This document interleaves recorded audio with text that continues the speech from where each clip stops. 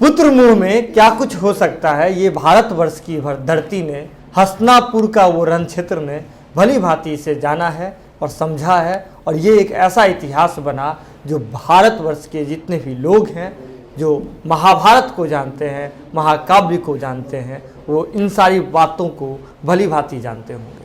नमस्कार, आप भारत लाइव देख रहे हैं। महाभारत बहुत पहले समय में हुई थी, लेकिन अब 2020 है, बिहार विधानसभा चुनाव है और ये राजनीतिक महाभारत से रत्ती भर भी कम नहीं है। यहाँ भी पुत्र हैं, यहाँ भी पिता हैं।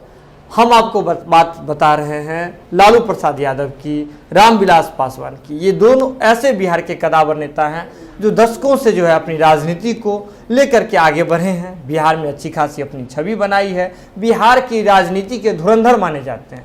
लेकिन उनके पुत्र भी जो है अब राजनीति में कदम रखे हुए हैं। बात हम तेजस्वी यादव की कर रहे हैं। जब उनकी ओर आप अपनी नज़र फेरते हैं तो ये देखते हैं कि बिहार विधानसभा चुनाव में इस बार कभी भी नीतीश कुमार से लड़ने के लिए तेजस्वी यादव काफ़ी नहीं है। उन्हें जो है अपने पिता लालू प्रसाद यादव की सीधे तौर पर ज़रूरत महसूस होती है। यही हाल चिराग पासवान का भी है।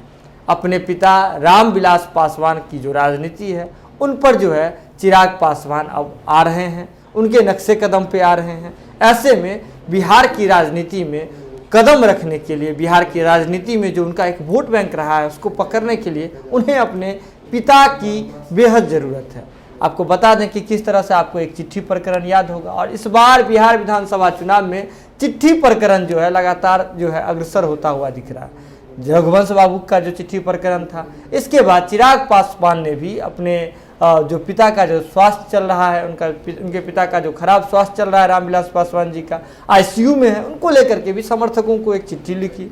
इसके बाद से ये भी बताया जाने लगा कि ये कहीं ना कहीं एक इमोशनल वोट कार्ड है जो अपने समर्थकों को बांधने के लिए है। लेकिन एक बात तो है कि बिहार की राजनीति में स्थापित होने के लिए इस बार चिराग पासवान हो या फिर तेजस्वी यादव हो, एक बड़ा मौका है। और ऐसा लग रहा है कि यही मौका है जिसमें ये दोनों लोग जो हैं, दोनों बिहार के कदावर नेता के पुत्र हैं, दोनों पुत्रों को जो है इस बार राजनीति में स्थापित होने का ये मौका है जिसे कोई भी गंवाना नहीं चाहता। और इसी को लेकर के जहां चिराग पासवान एनडीए में है और दूसरी तरफ महागठबंधन का नेतृत्व अगर बात करें तो तेजस्वी यादव कर रहे हैं, तो चिराग पासवान एनडीए में रहने के बावजूद जो चिट्ठी आई थी उसमें आप दिख रहे थे किस तरह से जो राजनीति में अपना कद बनाने के लिए वो संतुष्ट नहीं दिख रहे थे। भाजपा के साथ हुई बातों पे पूरी तरीके से संतुष्ट नहीं दिख रहे थे, समर्थकों से लगातार अपील कर रहे थे। और उसमें सीधे तौर पे जो बात है, जो उनके पिता की बातें थी, जो उनके पिता का जो वोट बैंक था, उनके पार्टी का जो समर्थक रहे हैं,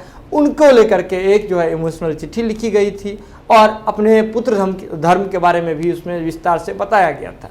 लेकिन अब एक बड़ी खबर आ रही है जो भारत लाइव की टीम आपको बता रही है। इससे आगे बढ़ते हुए चिराग पासवान जो है राजनीति में स्थापित होने को लेकर के अब जो है अपने पार्टी का नेतृत्व जो है पूरी तरीके से अपने हाथ में लेने वाले हैं।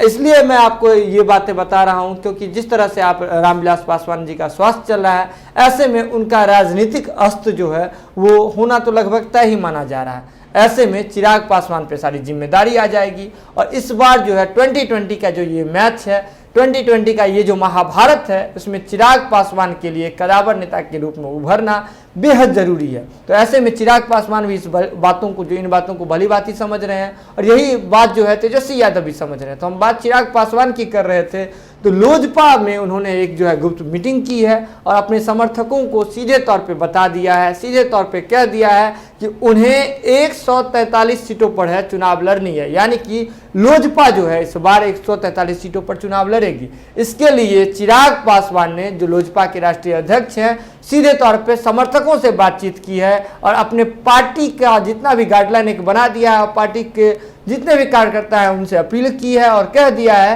कि उन्हें जो है इस बार 143 सीटों पर चुनाव लड़नी है। ये उनकी पार्टी के लिए ज़रूरी है, ये उनका जो है छवि बनाने के लिए, बिहार में एक कदावर नेता के रूप में स्थापित करने के लिए बेहद ज़रूरी है। तो एक बार फिर से बिहार की राजनीति में बदलाव होने वाला है। पहले जो बिहार के कदावर नेता दिख रहे थे, अब उनके पुत्रों की बारी है और पुत्र जो है इस बार 2020 का जो महाभारत है इसमें सामने आकर के युद्ध क्षेत्र में आना ही नहीं चाहते हैं, लड़ना ही नहीं चाहते हैं, बल्कि प्रभावी ढंग से इस तरह से आकर के लड़ना चाहते हैं, ताकि उनका नाम भी जो है एक 2020 का जो जब भी बिहार विधानसभा चुनाव का नाम आए, इतिहास में जब भी लिखा जाए तो उनका भी नाम जो है स्वर्णिम अक्षरों में लिखा जाए।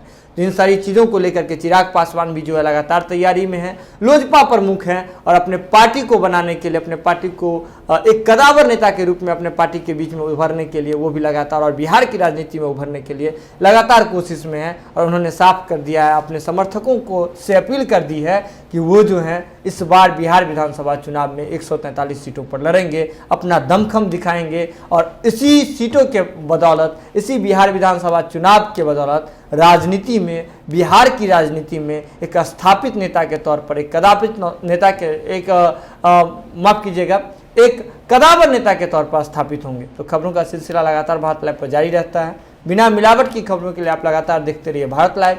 तब तक के लिए दीजिए इजाजत, नमस्कार। बढ़ाएं अपना कदम सक्सेस की ओर शिखर करियर इंस्टीट्यूट के साथ। शिखर करियर इंस्टीट्यूट पूर्वी भारत में एकमात्र कोचिंग संस्थान जो एक्सक्लूसिवली है मेडिकल एंट्रेंस एग्जाम के लिए।